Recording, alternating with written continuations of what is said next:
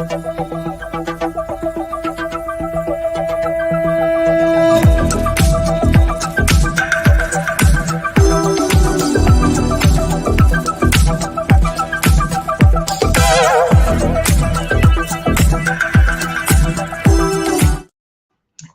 day, everybody. Welcome to Is Your Way in Your Way podcast. And I'm your host, Cassandra Crawley Mayo. And for those new listeners out there, let me share with you what this podcast is all about.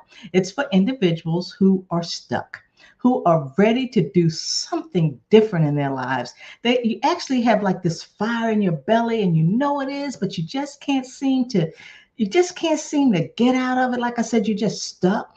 And you have those, what I call self-imposed barriers that's preventing you from living your best life on your terms. And we talk about topics related to personal development, business development, and also topics that will enable you to do a little self-reflection. And so today I am super excited about who we have on today. And her name is, let me introduce her, is Carissa Andrews. Welcome, Carissa. Hey, Cassandra, thanks so much for having me. I'm super excited to be here. Yeah, I am so excited for you to be here. And one reason, listeners, is because, as you know, I also wrote a book. My book is titled Is Your Way in Your Way, a self-discovery guide for women on how to restore yourself, learn from your experiences, and be your true self again. Well, I tell you, Carissa, and I know a lot of listeners out there want to write a book. I've heard it. I hear it over and over and over. But this young lady has written 25 books. Can you believe that? So let me just introduce her a little bit and tell you a little bit about her background. She is an award-winning and internationally best-selling indie author with over 25 books published. She is the CEO of Author Revolution, an online academy dedicated to helping indie authors becoming publishing powerhouses. As the host of the Author Revolution podcast, Carissa discusses topics ranging from a step-by-step strategies for indie authors to mindset techniques that elevate authors to manifest. Now listen, manifest their millionaire author destiny. What a bio, Carissa. Wow. Thank you. Our listeners are really excited to hear about this because a lot of them want to write a book, and there's some that's written a book. And what I hear, some wants to write another book, but they just hadn't gotten around to it. Right. But yeah. So before you got into this book journey, what was life like for you? Oh my goodness. Okay. So for me, I would say reading has always been a part of my life. So I never anticipated writing. That was not in my purview at all. I was actually originally on my trajectory to become an archaeologist. And then I realized that I didn't overly like the process of the way that my teachers taught. Honestly, it was not a good teaching experience. And I was like, is this the right thing? I ended up going into a degree that was interdisciplinary. So I studied ancient art, history, and literature, and I had no idea what I was going to do with it. I just knew I loved it. And then I ended up going into graphic design and became an award-winning graphic designer. And I hated it. I hated everything about the corporate realm. I was not happy with any of it. And one day my friend was like, hey, you really like to write. Why don't you write a blog or a book or something? Like just write something. And so I started writing blogs originally. I had no intention of writing anything in terms of books or anything like that. I didn't think at that point I was capable of it. I loved reading, but I didn't consider myself an author. So that was really kind of my intro to everything. And once I started blogging, it was the tipping point right there. Wow. So you sound like a lot of my listeners who really don't really enjoy what they're doing. And, but I see you also creative art, design, work, and all of that, which I think is also exciting. And I know a lot of my listeners are very, very creative. Now, what, we hear and they hear about indie author, but they don't really know what an indie author is. Could you tell us what that means? Sure. It just basically means independent author. I guess in the beginning of indie authorship, a lot of people would be called self-published authors, but there was Mm. a stigma against that, at least a little bit, because they were kind of comparing it to the days of old when it comes to traditionally publishing versus self-publishing. And most people were considered, when they self-published, they were vanity publishing. They weren't good enough to actually make it into the big leagues. And so they were still going to publish anyway from, their trunk of their car or something, and then pass things out to their friends and family. Well, that era is gone. Independent publishing is really now more of a business than anything else. It's like an entrepreneurship is kind of how it is considered. So we're looking at it more from a business perspective than anything else at this point. We're writing our books, we're creating products, we're understanding our marketplace, we're advertising our own books, we're understanding reader expectations. We're taking on board like pretty much all the different roles that publishing houses and publicists and stuff were doing before. Yeah. And we've become it and embraced it ourselves. And so independent is really just you're in control of your creative work. Okay. So much for the traditional publishing companies, huh? Well, they're still out there. They're still doing their thing. They're absolutely there. Yeah, they are. But I'm because you talked about the millionaire author destiny, I know that you're able to do basically what a lot of traditional publishing companies can do. Absolutely. Yeah. From start to finish. I was someone who was very interested. Well, as I said, very early on, I was a reader first. I ended up working for bookstores. Then I ended up working for printers. Then I ended up working for publishers. Then I became a graphic designer. So I kind of tap danced my entire way around this industry until I finally went, you know what, maybe I could write. Yeah, I could probably write. So what are some of the barriers with the indie authors? Oh gosh. Well, I guess the first barrier would definitely be mindset. Like many people think that it's going to be too hard for them. Number one, like it's going to be too hard to understand the entire ecosphere of what it means to be an indie publisher, because there are a lot of hats we wear. Everything from, planning your series, planning your books, planning whatever it is that you're going to be doing, your characters, the works, all the way up through advertising, reaching readers, understanding the marketplace, understanding tropes, things like that. So it can be a little daunting if you're brand new. And so your mindset can trip you up, making you feel as though not only do I have to write this big, gigantic thing as a book, you have all these words, all this stuff that you have to plan out and actually put together and publish it. But now I have this big, huge, broad spectrum of what it means to be an author in today's marketplace. And so they get overwhelmed and they think that they have to understand it all right away, when that's really not the case. My experience has been like, you start where you're at, and each step along the way, you're going to be picking up those tools to understand the marketplace more and more. If you think it's going to be a fast win or a fast learn, you're probably looking at it a little bit skewed, because if you want to do it well, if you want to have the foundation to be able to build that millionaire author destiny, a lot of times it does require those extra tools, and it requires having a backlist of books, and it requires having connections in your genre and readers who understand who you are and what you do. So there is a level of, building that whole process. And so you can't allow yourself to look at the entire picture and assume it needs to be condensed down into tomorrow. Sometimes you have to like work your way through it, but each step reveals itself as you go on. Okay. Kind of like when I was writing my book, you're right. I kind of thought I had to know it all. And because I thought I had to know it all, it took me forever to start, because I don't know this, I don't know that, so like you said, just start from where you are. And help will come to you, or support that you need. So with that, how can one turn those doubts into a powerhouse of creative confidence? Yeah. So the first thing that I would do is, when you're looking at a doubt that's niggling in the back of your mind, is not ignore it. So when we have doubts, when we're having feelings that are coming up telling us that we can't do something, or we're worried that we're not going to be able to accomplish something, that's really just our egoic mind telling us, oh, maybe we need to be safe. But ultimately, if you look at it closer and you're like, but is that really true? Does this statement have to be true for me? You can look a little closer and go, well, no, not really. Like, of course I could write a book. It might take me 2 years this first time, but I could write it. I could figure it out. I can go through the works. And then the next time I'm going to get faster. Or could I really earn $1 million with my books? Well, there are authors out there absolutely doing it. So your job then is to figure out, like, what are the genres that are actually turning over that kind of profit? Do you want to write in those genres? If not, can you somehow mash up two different genres? Can you reach readers in a way that hasn't been done yet? Are you more interested in going into something that is going to be like screenplay or virtual reality? Like, there are all sorts of ways that authors earn money, and it's not just simply from their books. So it's about broadening your perspective. Okay. And so I would say that doubts really are just there as a reminder of what we've programmed our mind to be, right? Because we have our subconscious mind that keeps us locked into a reality that is what we are constantly in. So when we get stuck, it's because our parameters are too narrow and we haven't allowed our mind to expand outward a little bit.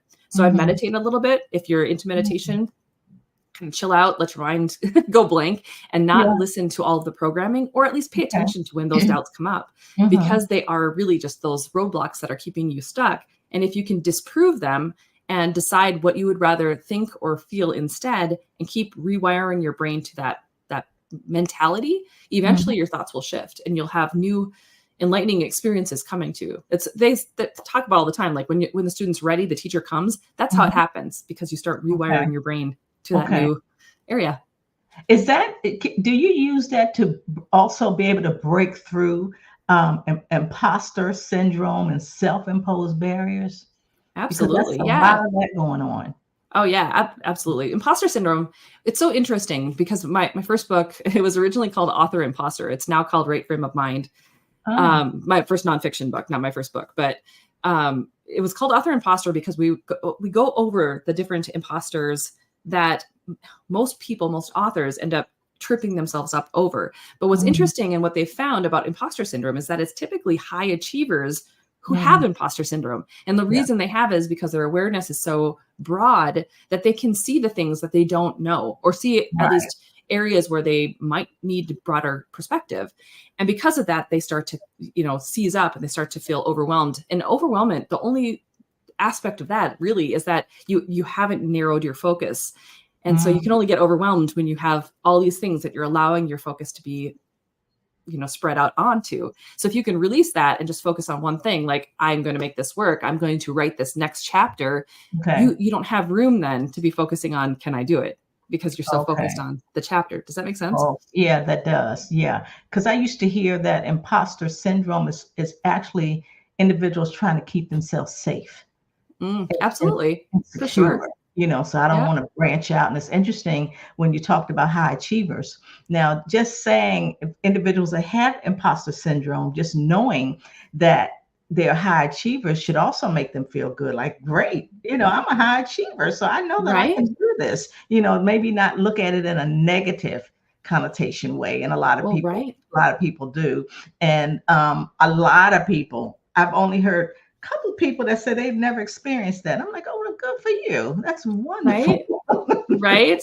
Well, when you look at the archetypes too, it's like, you've got the perfectionist, you've got the natural genius, you have the rugged individualist. When you just think about those names, that alone should tell you, like, obviously you understand things in a level that probably most people aren't taking a look. And if you're a natural genius, for instance, things come very easily to you. And when they don't, you get yourself stuck because you're like, why is this not coming easily to me?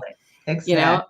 And if you're a perfectionist, of course you're going to keep stuck because you're going to keep trying to refine. So you cycle around and around and around. Right. Or if you're a rugged individualist, you're trying to always trailblaze when someone's telling you this is how it should be done, or this is how you can make this work. And you're like, but does it have to be that way? And so then you're so busy trying to find your own way that you slow yourself down, because there have been people ahead of you who've made the path clearer. Exactly. And that's when their way is definitely in their way. And I would like to raise my hand because I am a perfectionist. And being a perfectionist, I don't get much done because it has to be perfect. Sure. Welcome to Virgo Dumb. Oh, absolutely. Absolutely. So how do you get those, what I call creative juices flowing? Oh, for me, it's definitely meditation. Okay. So I meditate every day, and I sit down. Most of the time I do a solo meditation. So I have like my AirPods, whatever. And I Uh-huh. will sit down with a binaural beat. So I use an app called Binaural, and I drop myself into a theta brainwave state so that I can start to slow my thought process down, because we Virgos are constantly thinking, right? So in Mhm. order to slow yourself into that state where you're tapping into your subconscious mind and you can allow that creativity to flow, I utilize technology. I'm kind of weird. I love technology on one side and I love manifestation, spirituality on the other. So I've always been kind of a fantasy, science fiction mashup person. Mhm. So I do that Mhm. a lot with my urban fantasy. But so I sit down and I meditate, and it's typically anywhere from 20 minutes to 45 minutes a day. Okay. Sometimes I'll use a guided meditation. Most of the time it's just me tapping into what is it that I'm trying to pull in today? What kind of things am I trying to create? What do I need to know today? What does my body need today? Like, do I need more water today? Did I drink enough yesterday? Did I do my workout like I was supposed to? But when you clear away all of the clutter, all the thoughts that are coming through, because if you look at your brain patterns, we think something like 65,000 thoughts every day. And of Mhm. those thoughts, 90% or so are the exact same thoughts we thought yesterday. So we have this sub-programming that's constantly going on in our subconscious mind, and we can't become aware of it necessarily until we can quiet our minds and start noticing what our minds are saying. And that's how we get Mhm. stuck, because our subconscious Mhm. mind is just repeating the neural pathways and patterns that we've given it, right? Yeah. We create the patterns through our brains, Yeah. and neural pathways strengthen based off of the thoughts you think. So Yeah.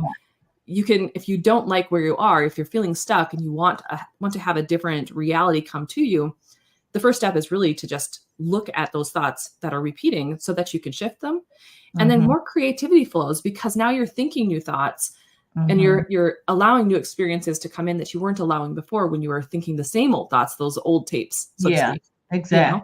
Yeah, exactly. And then I read that when 80% of the thoughts you have are negative, Mm-hmm. all A you're lot. thinking, yeah, yeah, and that's good. So do you is there a certain time you meditate, or do you meditate before you start writing, or the need to when do you meditate? When is it a necessity? Yeah. You think like I need to meditate? Yeah, so I just have a routine personally myself. So what I do Okay. is I get up in the morning, I read my book or books. So sometimes I have two going. It's either a fiction and a nonfiction, or sometimes if I'm just really into one or the other, I will just Okay. plow through the one book. So I read first, and then when I reach about 9 o'clock in the morning, I will go upstairs and I will do my meditation. So I meditate right before I work out. It just kind of centers me, I guess, for the day, and puts Okay. everything on the right trajectory. Mhm. So I'll meditate and then I'll work out and then I start the rest of my day. And for me, it works really great. But I know a lot of authors really enjoy tapping into a meditation or hypnosis right before they do their creative work, Uh-huh. especially if they're kind of stuck or if they're starting a new project. Okay. So my partner and I, Tammy Tyree, she's a board certified clinical hypnotherapist. And so for some of our courses and memberships, we have hypnoses and meditations that we build in for specifically authors. So Mhm. we'll do things where it's just right before they start their work in progress, or if they're trying to come up with some new interesting things for their characters, we have meditations or hypnoses on that. We also have hypnoses on the millionaire author mindset and getting them Okay. out of a lack mentality. So it really kind of depends on what the author or the person is really trying to bring into their life at that particular moment. Mhm. And if they need a guided meditation or a guided hypnosis, we have Mhm. them covered. But really, honestly, even if they just sit down quietly for 5 minutes and listen to the sound of their like fan or their air conditioner, and Okay. it allows them to kind of chill out and allow those brainwaves to slow down, it helps tremendously. Okay, that's good. Now you named an app. You said you do it Mhm. solo. What's the name of that app again? Yeah, it's called binaural.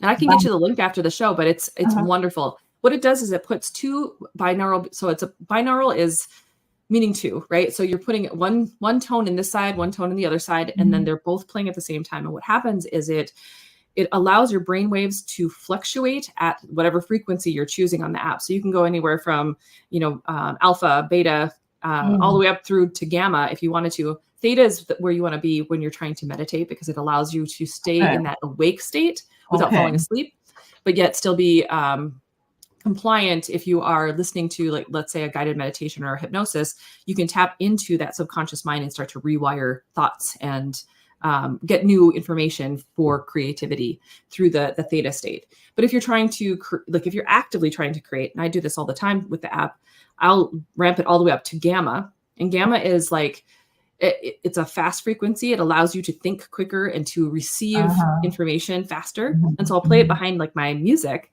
when I'm writing. And so it just keeps me kind of in that creative flow. Okay. Interesting. So, publishing, all of that can be very complex. Oh, yes. So what's some strategies for individuals to navigate through that world of publishing?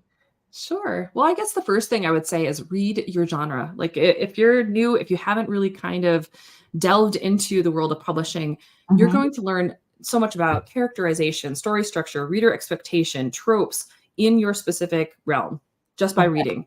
And so if you can read some of the ones that are in let's say, look just only at the top 10 in your genre on the bestsellers list, that's going to give you a good indication of what readers are looking for right now and really enjoying. And so if you're reading any of those authors, you're going to find the ones that resonate with you, and then maybe you'll go through their backlist. And so as you read more, you're going to start absorbing innately the tools that you need in order to be really good at what you do in that genre. Then what I would do really is just start to, based off of whether you're a pantser or a planner or a planter, you're going to want to start working on your manuscript. And sometimes you can use tools like ChatGPT to help you create an outline for the story. If you have like a vague idea and you're trying to flesh it out, you can flesh it out yourself, obviously. Yeah. But just start working on characters, making sure your characters are as, I guess, dynamic as possible. Give them as many flaws, as many like awesome characteristics. Use everything you can on those characters, because even if the story, if the plot is weak, if you have created really strong characters, the readers don't care, because they've now attached themselves to the characters of that. When you're reading, when anyone is reading, you're put into a hypnotic state. Your brainwaves slow down to theta. And so you're reading this world. And as long as the people come alive, the rest of the stuff isn't as important. But if the characters are lacking, it's harder for the readers to stay engaged with the storyline. So that's kind of where I would start, is really kind of in that realm. Okay. When you started like your first book, after you wrote your first book, and was that, what genre was your first book? My first book, it was definitely urban fantasy, but it was kind of, when I look back at it now, it's YA science fiction fantasy. So it's young adult.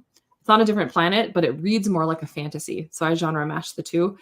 And I knew nothing. I knew nothing about anything. I thought it was dystopian, that back in those days. And it has elements of dystopia in it, but it's not a dystopian. It's definitely science fiction fantasy. Okay. So after you wrote your book, your first book, what was next for you? Like, how did you know what you should do next? Well, it was pretty easy for me because I knew I had 3 books that I wanted to write. So I went on to the next book. But I did take a break between those two, because in the middle of that, it was kind of interesting. And I've heard this happen to a lot of different authors that I've worked with as well. Once I kind of embraced being the author, everything around me fell apart. Like my life fell apart. My marriage fell apart. I ended up meeting my now husband. We ended up moving and having kids, and like all the things kind of happened. And it was just a very chaotic period right after that first book. So I published the first book in 2013, and I didn't publish book 2 until 2017. But then I published book 3 immediately after, and haven't looked back. So it was like just kind of 2017 onward. It was 4 books a year, pretty much nonstop. Wow. Interesting. Because I'm thinking about, after my book, it seems like the world went upside down. I was really excited about it because it was my first book, and then stuff started happening, and it was just weird. You were on high, and then all of a sudden you went low, so that's very interesting that you said that. Let's talk a little bit about manifestations. Tell me about that. And you talking about the Millionaire's author destiny. Does manifestation have anything to do with that? Absolutely, And it if does. so, what? How? Yeah. So the reason I chose the term millionaire author destiny is that, so I've been teaching indie authors now since, 2017, officially as Author Revolution since 2019. And in the indie author spectrum specifically, I see this lack mentality over and over again, where they just feel like being an author or even being an indie author is not a real thing. It's not a real job. It can't bring them money. It can't bring them what they're wanting, even though that they desperately want it to be. Right. And so what they're doing is like you have with your podcast, they get in their own way, right? Their mindset is what's keeping them stuck and keeping them small and keeping them from discovering what more is possible. And so I chose the term millionaire author destiny to be a trigger, because so many people, especially when they're in that lack mentality, are like, that'll never be me. I'm not even going to try to do that. And so I wanted to push that button and push that kind of concept over and over again, so that, number one, that they'd get used to the concept, that they could hear it. And even if it grated on their nerves at first, I wanted them to kind of ponder it a little bit. Like, is it possible? Yes, it is. But why do I think it's not possible for me? And so we'll discuss that through podcast episodes, through some of the courses that I teach. And I'm working on a book right now called Write Your Reality, so that we can dive into manifestation and really kind of help authors figure out that their lack mentality is all it is it's a wiring in their brain. They've wired the brain to feel as though they can't earn more. So what I think when it comes to manifesting, it's all about, number one, in order to achieve something, in order to have something, you have to, number one, believe it's possible for you. If you don't believe it's possible for you, your job first then is to make those beliefs possible. And when we look at the fact that a belief is just a thought you continue to think, that's all a belief is. Okay. Why can't you then rewire that thought? Why can't you rewire that belief to be what you actually want it to be? So in manifestation, I teach that there's 3 steps. And the first one is decide. Second one is lock in the vibe. And the third one is take your inspired action. So when you are deciding on something, you're taking a look at the context of your world around you, and you're deciding what happens next, what gets to work for you. And if you don't believe a millionaire author destiny is for you, you're not going to go that path. You're just going to keep doing what you're doing, maybe hoping someday something's going to happen, but you're not taking that inspired guidance towards the true ultimate goal, because you haven't made a decision. You haven't given that specificity, say that word, very much, or you haven't narrowed it down. And so you can't lock in anything if you haven't decided. So when you decide, then now all of a sudden, let's say it's a millionaire author destiny. You've decided that's your thing. You've locked in the vibe. This is what I get to have, this or something better. It's absolutely mine. I'm going to create this, come hell or high water. I'm going to find a way. Now, all of a sudden, you have creative nudges that come in. Oh, okay. You want to find a way to make a millionaire author destiny. What do you have to do? Well, I personally believe I have to have a few more books, and I want to have a stable foundation. Okay. So start writing more books. Or do I have to reach out to podcast interviews? Do I have to, write some articles for magazines that are kind of in my field that I'm trying to get my book out there for? Do I have to do some speaking gigs? Like you start getting nudges and insights, and they feel like the next logical step when you're doing it. And so that's your inspired action steps. But you don't usually get those nudges if you haven't made a decision. And so you're stuck circling around, because your energy, your beingness is waiting for you to make a decision on what gets to come next. That's very good. That's very good. Once you make that decision, instead of wishing and thinking, and just make that decision. And you're right, when the student's ready, the teacher will appear. Absolutely. I do remember when I was prior to writing, I just made the decision that I was going to write this book. And then somebody called me and says, hey, I know an editor. She just edited somebody's book. I'm like, okay, I think I do need an editor, because I didn't know what I didn't know. So you're exactly right. Once you have that made up mind, then the world just opens up for you. It absolutely does. Yeah. Because now, energy goes where attention flows. And so as you make that decision, your energy aligns with the having of it. And so you're going to find those blog posts. You're going to have someone that knows someone. You're going to take some action steps that are going to lead you to more questions. It's like all of a sudden there's all these new possibilities that are opening up. But until you make the decision, you're going to sit and circle around until something catches your eye enough to go, yeah, I'm going to chase after that. Right. Interesting. Okay. Do you have a favorite book? Oh gosh, like so many. Of mine or of fiction? Of my own. Book. Okay. Oh darn. Okay. That's hard, because I just started a new pen name too. There's so many different favorites. So one of my favorites is obviously the first book I ever wrote, which was Okay. Pendominus, because it was like giving birth, right? You have this first new baby. Is it my best book? Probably not. I would say that my favorite since the first book is going to be in the Accidental Alpha series. I have a series where a 40-year-old mom gets bitten by a werewolf and ends up becoming the alpha of this werewolf pack, even though she had no idea the supernatural world existed. She's got 2 kids and is freaking out a bit. That's probably my favorite right now. But I've started a rom-com pen name under Carissa Knight. And so I have 2 rom-coms that are currently out, and I'm working on the 3rd right now. And so it's like, whoa, I like the first book in that series as well, which is called Dirty Plans. So yeah, I don't know. It's so hard to pick one. It's like saying which kid's your favorite. So when you say rom-coms, what is that? Romantic comedy. So it's contemporary romantic comedy. Okay. Yeah. So I write under 3 different genres. I write nonfiction, I write rom-com, and then I write urban and paranormal fantasy. Okay. When you're writing your book, do you think about, or does it happen afterwards, your audience? When do you think about who your audience is when you're writing a book? Or do you think about it afterwards? Yeah. So for me now, I definitely think about my audience first. So like when I started the rom-com pen name, I knew what those readers are going to be looking for and what the expectations are, but I still infuse a lot of what I'm feeling called to write. In the beginning, it was more, I have this story and I know I have to tell it. And I would try to find the audience afterward. But it's harder to do that because you confuse yourself with all the knowledge that you have, right? You have all this world building, all these characters, all the tropes, and it becomes kind of a muddy soup if you don't get really clear on it before you start writing it. I don't know why that is. It just seems to be the case because we authors love everything about our worlds. And so it's harder to find the right audience if you do it the other way around. So I would recommend any author who's doing it, if you can, think about your audience first, think about their expectations. And again, it goes back to understanding that by being a reader yourself, understanding what the things are you enjoy, the way that you like things to be written, the character tropes and things like that. And it just makes your life a lot easier. And of course, the books sell better because now you're hitting reader expectation in your genre. Okay. Because I'm finding like my book is nonfiction.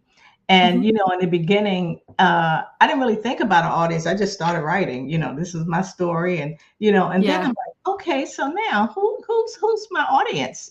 So that's why I asked that question. And how, by being an indie author, how do you figure out who the audience is? What do you do, research or you just know because you've been doing this for so long? I think it's still research for sure. So it for me, it always starts with the genre that I'm planning to go in. So if it's nonfiction, for instance, you're going to need a subgenre yourself or subcategorized like on Amazon. If you know what your subcategory is, you're going to start thinking about like, okay, these people are women. They're stuck in life. They are probably in their 30s to 50s, like we had talked about beforehand.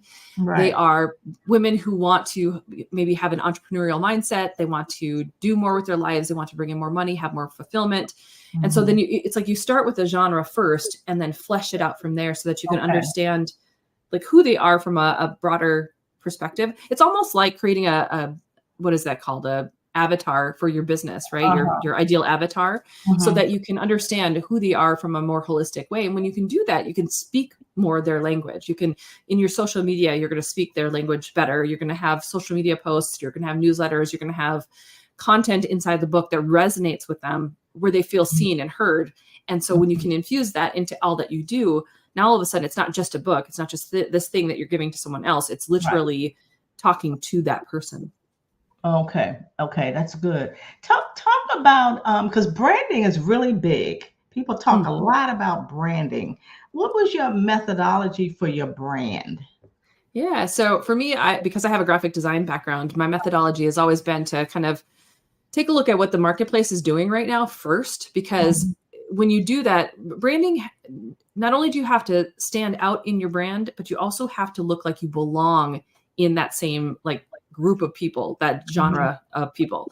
And so you have to find out like who are your big competitors, for lack of a better word. I personally don't believe authors are competitors, because I think we're all like one reader can read hundreds of authors, so we're all working together. We're just kind of doing our things.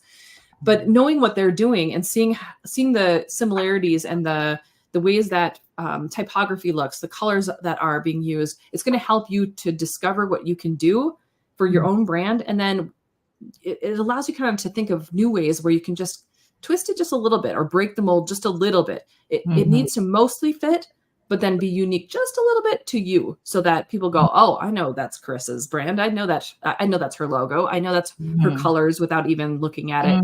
And so when you're designing your brand, you want everything to be very consistent first with your genre again. So going back to your main source of like everything that you're doing, everything you're creating, it needs to be consistent. And typography is huge. So most authors, if you're not a graphic designer, don't think about typography, which is the specific fonts you're using. But you want to be able to look at the fonts and have that consistent through everything that you're doing, whether it be a social media post, whether it be your newsletter, your headers, your everything. And then finally, colors are the next thing, because your colors will transcend across all platforms. And so if you can use those colors where it's just very obvious in looking at it in a very brief glance, people will be able to like latch on, go, oh, this is her book. Of course, I'm going to go grab it. It just makes life so much easier for your readers and for your intended audience. Right. So as an indie author, no one knows everything, but you do your brand, your marketing, figure out your audience, your cover. I'm hearing book covers are very important. It has to be the right cover. Why is that important? The cover. Well, when you don't have the right cover, it's a lot like when you're trying to entice a reader who's looking through a sea of other books just like yours on Amazon. You need it to stand out just enough that it's going to catch their eye, but it needs to relay the message of this is the type of book I'm looking for, because they're going to come in there and they're going to have a specific idea. Yeah. And the first thing they're going to look at is your cover. They're not going to look at your titles, and they're not going to look at your book description. They're going to look at your cover first. And if the cover looks like something that is going to fit or resonate with the idea that they have of what they want to read, that's when they click and they go deeper into it. So your cover is so important to be able to match your genre and your brand together that, if you're not a graphic designer, I would highly recommend that you get one and have someone help you develop your look and your design, because it's going to do you no end of favors all the way through your career, because this is not a one and done thing, right? This is a career that you can do for the rest of your life if you want to. Yeah. So, I mean, not that you can't change your brand. I've changed my branding 3 times, I think. And sometimes it just is a new like revitalization. Sometimes it's because, I've learned more about myself, what I teach, what I write, all the different things. And so it's almost like Taylor Swift, when she came out with Reputation, she just like blew up everything she'd ever done before. And she's like, here's the new me, guys. And so that's kind of what we can do as an author as well. We can always reinvent ourselves. Okay. Do people use pen names because you don't really want anybody to know your story? Or why are pen names important? Yeah, I think that's totally unique to the author, because some people don't. Like they use pen names because they don't want their family to know. They don't want their ex to know that they write books. They don't want anybody to know them at all. Maybe they had an abusive past and they're writing an expose or a memoir. Who knows? Like there's plenty of reasons why people use pen names. Okay. But I personally use pen names myself because my audiences, they know me as all the people, because I'm not hiding behind any of them. But the reason I use pen names is so that I can keep everything very separated on Amazon, specifically because their algorithms are constantly trying to find the right readers for that book. And so if you have your nonfiction book and you have your rom-coms and then you have urban fantasy all as one pen name, while it can work for some people, you're going to probably need to be very big, very, very big in order for that to work, because it's going to confuse all of the algorithms in Amazon's back dashboard, and it won't know which audience is the right one to be like showing your books to. And so what ends up happening is you slide off into like the Amazon cliff of oblivion and no one knows where you're at.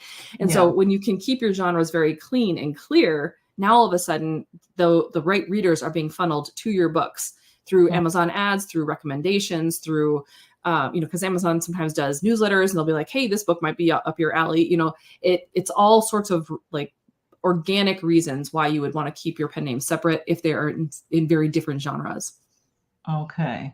Okay. Carissa, who inspires you? Mm. Oh my gosh, so many people. I think Mm-hmm. right now, so like with manifestation, with mindset work, I really love like Joe Dispenza, Amanda Francis, Denise Duffield Thomas. They're all so amazing when it comes to like the manifestational side of things. Mm-hmm. Jen Sincero, she's another great one. So that's kind of on my author revolution manifestation side of things. When it comes to writing, oh my gosh, I love Megan Quinn as a rom-com author. She's fabulous. I Mm-hmm. love Sophie Lark, Emily Henry. There's so many like amazing authors out there. Urban fantasy, I love KF Breen. I love Sarah J. Maas. So it Mm-hmm. just kind of depends what I'm reading at the time, but those are kind of some of my favorites that really inspire me to dig deeper and think more. Emily Grath is another good one. She's not really rom-com, but kind of. But there's so many authors that just in the way that they write and the way that they dig into things can inspire and spark some creativity you didn't even know you were looking for. It's great. Okay. Yeah. Okay. I'd like for you to, for my listeners that always wanted to be an author, while I'm out and about, I always hear that. I hear it so often. I always wanted to write a book.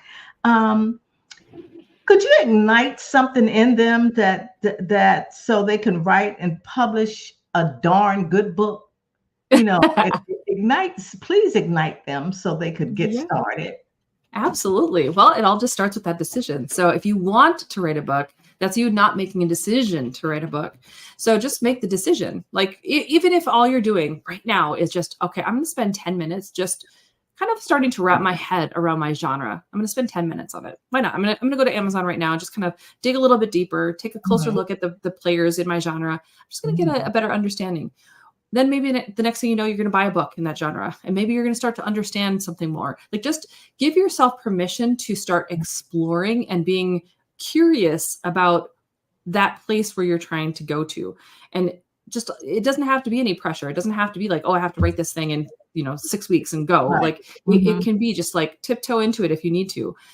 But if you give yourself permission to just start exploring, all of a sudden you're on the path. You're on that path of the next logical step to try to figure out how this thing gets to work for you. And maybe today I'm going to write for 10 minutes. Maybe I'm going to write for 15 minutes and just see what happens. Do a 10-minute sprint. Set a timer on your phone. And if you just stare at your screen the entire time, that's okay. You did it. You still did a 10-minute sprint. I mean, how awesome is that? Celebrate.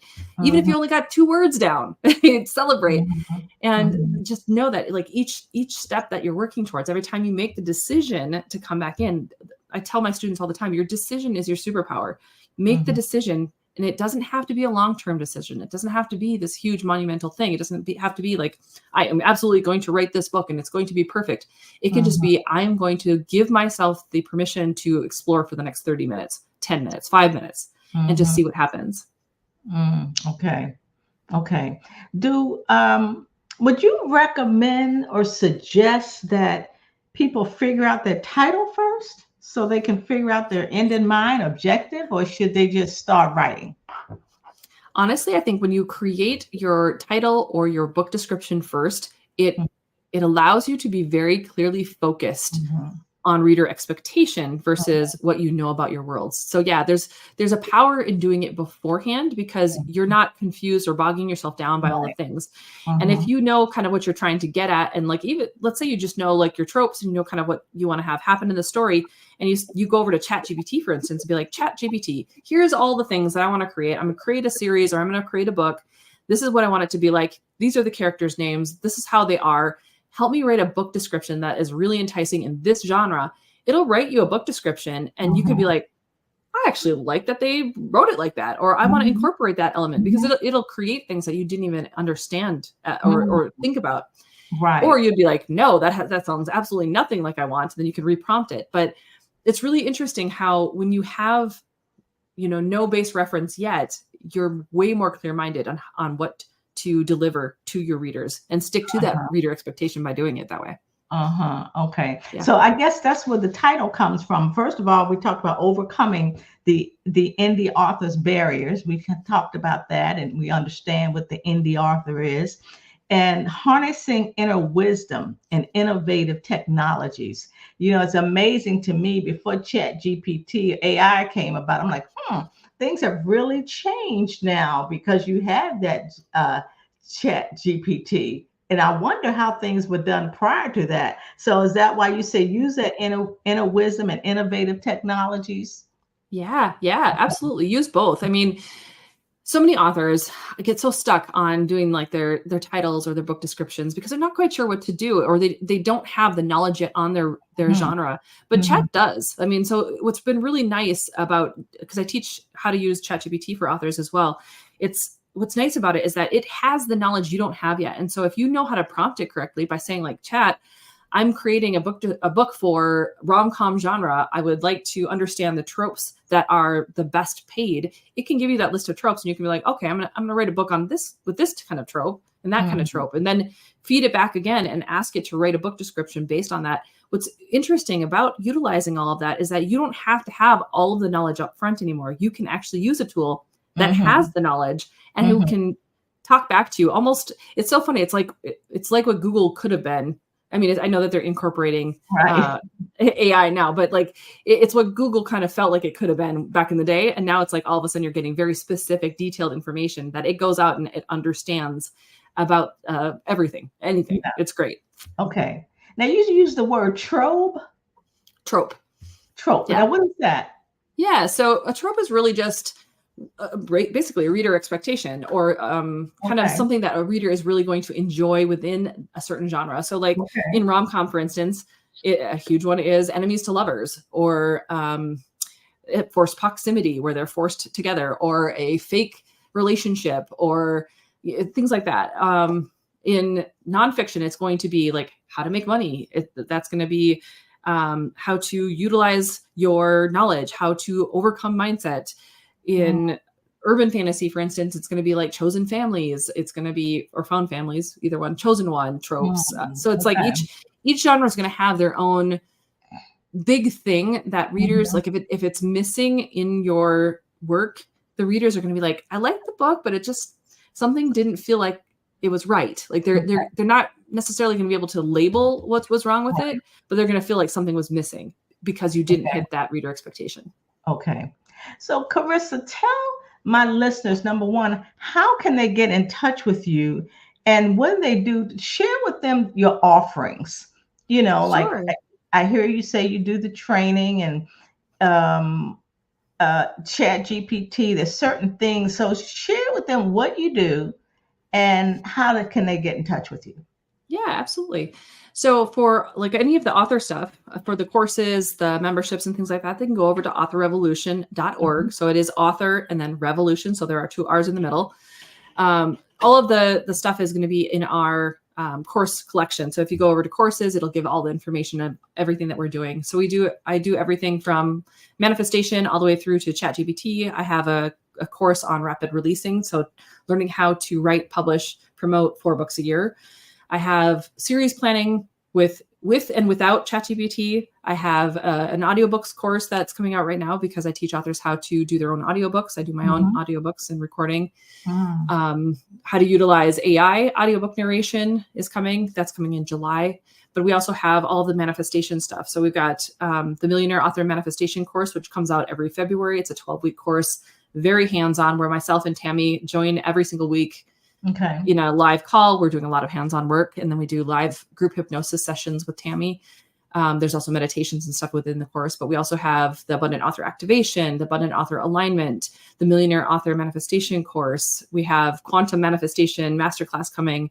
So there's so much that goes on, but we do have like the easiest way to like slip in if you just want to get a little flavor is to join the Your Future Self membership, which is kind of the mindset membership where we have meditations and we have hypnoses. And so we have like programs every single month that we're dropping into this membership where they can meditate or have a hypnosis based around a certain topic.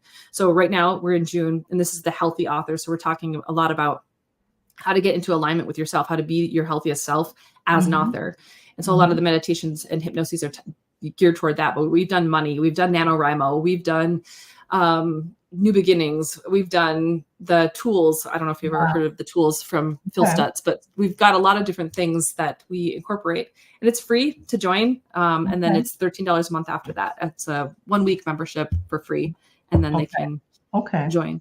Wow. So my listeners out there, for those who always wanted to write a book, and you have friends that wanted to write a book, and I believe there are few of you that are listening that have made the decision that this is what you want to do. So don't think that this particular podcast just came happenstance, like, oh, okay. I think it's something, as I say, God, some people say universe, but what more do you want? Right? You have the nudge is there. Yeah, you have a resource that's incredible.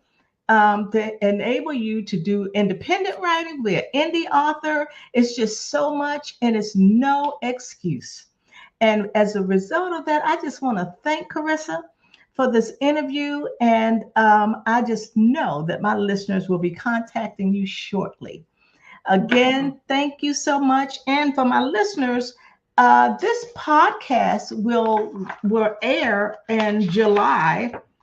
Actually, August the 7th. But know this, there are replays. This will be on forever and a day. So who knows when you'll hear this again, and it'll be the perfect time for you to hear it. So thank you again, Carissa. I tell my listeners, bye for now. God bless you, and get started. Make that decision. Thanks again. Thank you, Cassandra. Mm-hmm.